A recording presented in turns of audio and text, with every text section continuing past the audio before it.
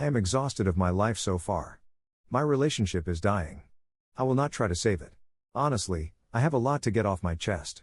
I need some clarity and I don't know where to go from here. So I am dividing it in 2 parts because of length.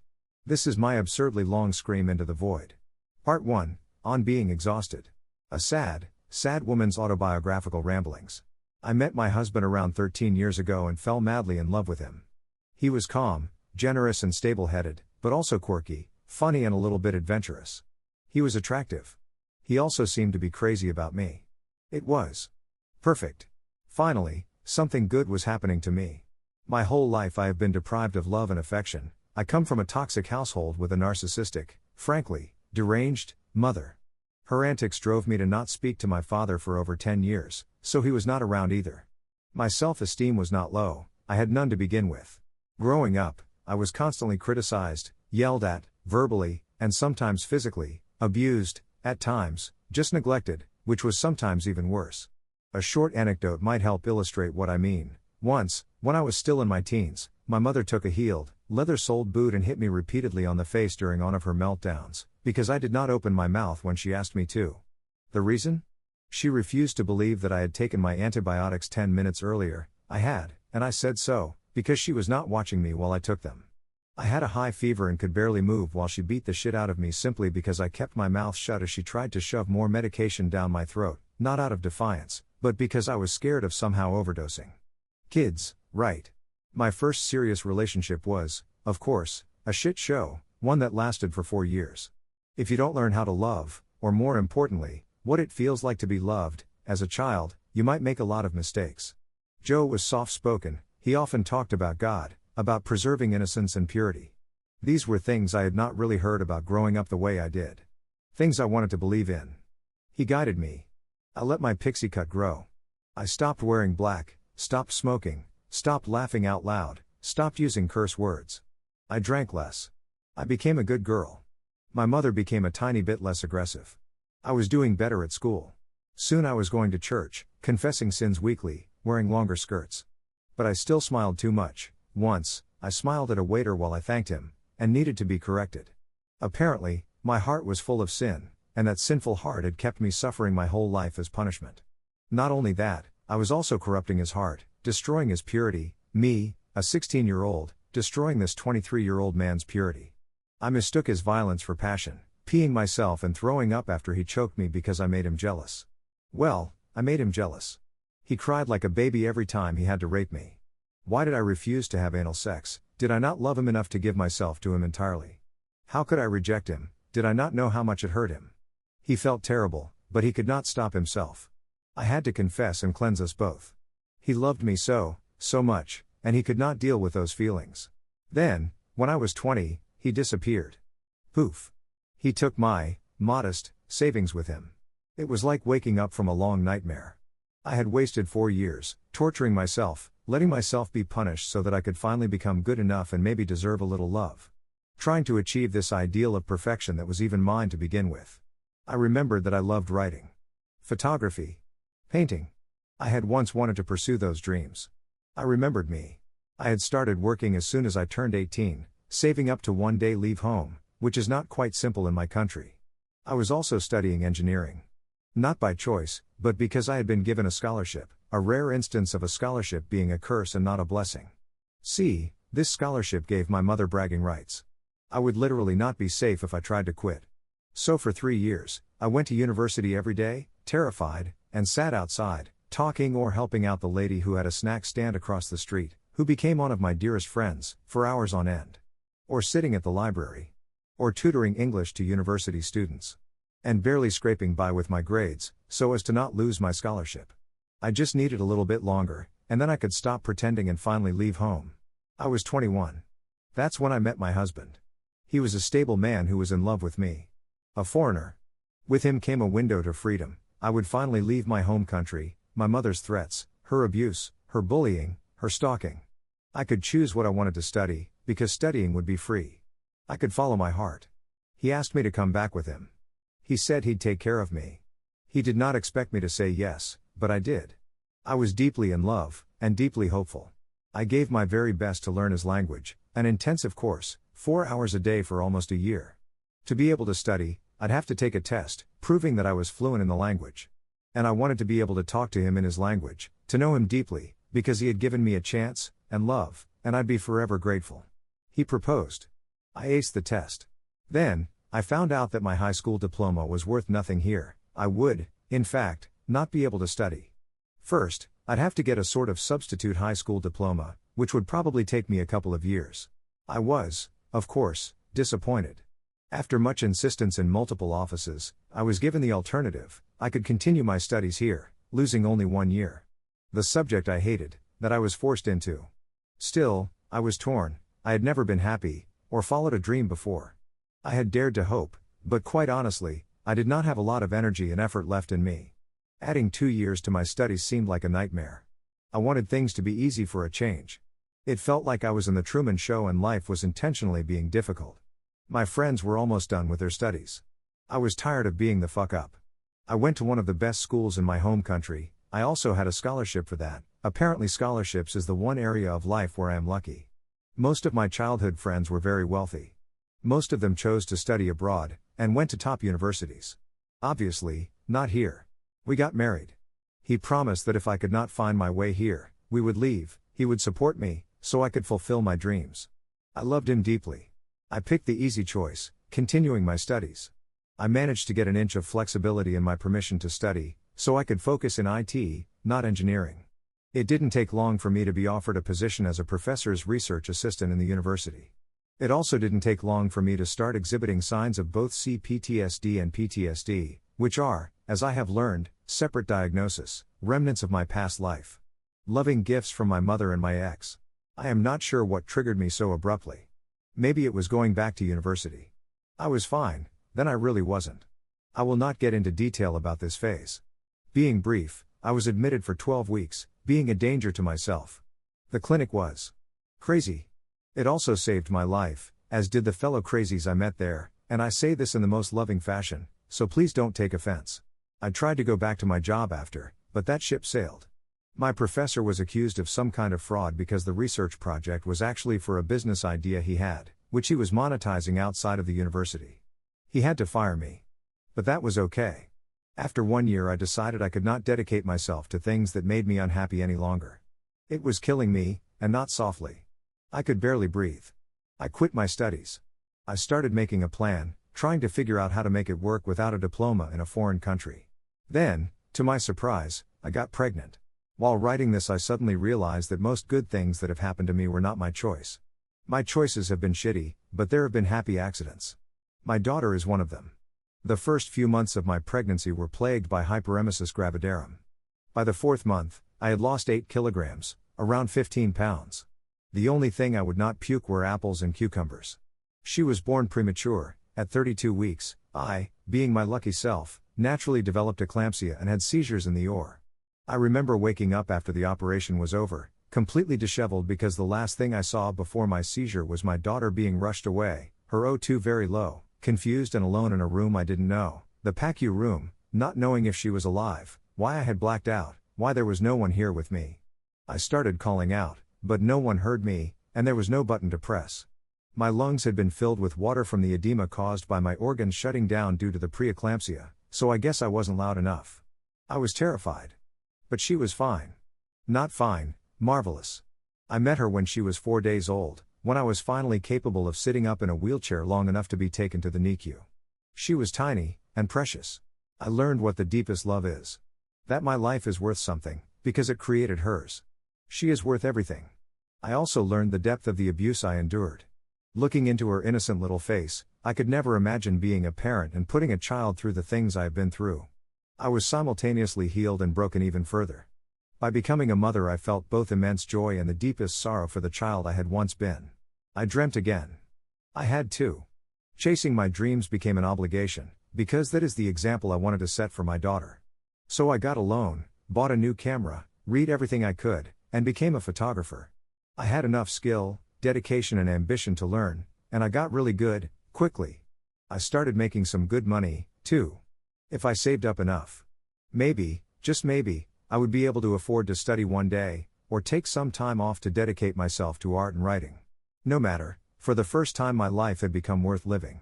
Part 2, There and Back Again. The return from my brief experience with Joy. Soon after my daughter's first birthday, my husband lost his job. My career was still blossoming, and to my surprise, I was also actually really good at being a mom. It made me happy. So when my husband was looking for a new place to start, having been rather unhappy in his previous job, I told him to go for it, whatever it was that would make him happy. He's a lawyer, and had always worked long hours in law firms where he got a fixed salary and no part in the wins. He got offered a good deal, a desk in a firm where he'd be almost self-employed, keeping 30% of fees/wins, and getting a few cases assigned to him each month, though he'd have to put some effort into getting his own cases, too. Do you want it? Yes. Then, go for it. In beginning, it was hard. He worked harder. Then he started to make a lot of money. By a lot, I mean between 5 to 8 times more than me. Naturally, I started doing more and more in the house. I had always been the one to pick up the kid from daycare every day at 2 p.m. and taking care of her every afternoon. Then I was also the one doing all the groceries, the one cooking, the errands. He started coming home later. I was the one bringing the kid to bed. I was the one she woke up at night. I do not say this with any resentment, because it was my choice. I was happy to do so. I thought I was supporting him and become more fulfilled, also giving us both some financial freedom, paying off debts. I must say it though, because it keeps on being forgotten. It didn't take long for me to start taking less and less photography jobs, mostly because he was too tired during the weekends after working till 7 to 8 p.m., sometimes even 10 to 11 p.m., every day during the week. Sometimes he had to work during the weekends, too. I couldn't leave, he needed rest, and I wasn't making enough money to compensate for my absence. Honestly, I also missed him a lot.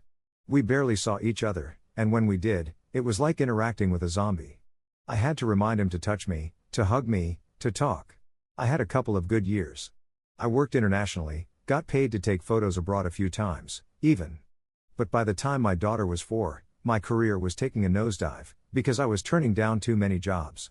Still, I knew he had promised I would be able to focus on myself one day, build something for myself. So it was okay. It was his turn right now. I thought it would be a good idea to try for a second child when I realized my career would be on hold for a while.